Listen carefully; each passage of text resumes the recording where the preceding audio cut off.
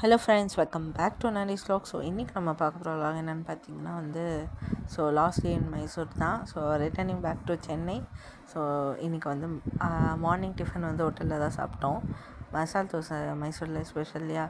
So அது try பண்ணோம், செம்மையாக இருந்தது. அண்ட் தென் பூரி உருளைக்கிழங்கு அது ட்ரை பண்ணியிருந்தோம்.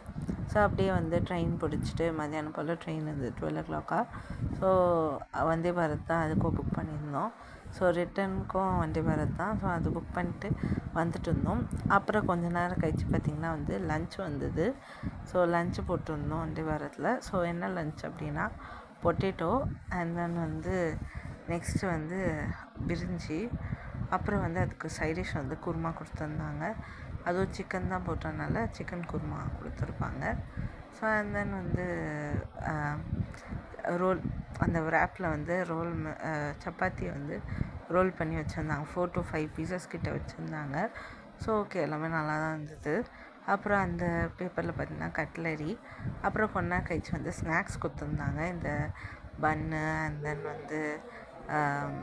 அந்த ஸ்வீட் பாப்கார்னு, மிக்சரு அந்த மாதிரி கொடுத்துருந்தாங்க. எல்லாம் சாப்பிட்டுட்டு அப்புறம் அப்படியே நாங்கள் ரீச் ஆகிட்டோம் சென்னைக்கு.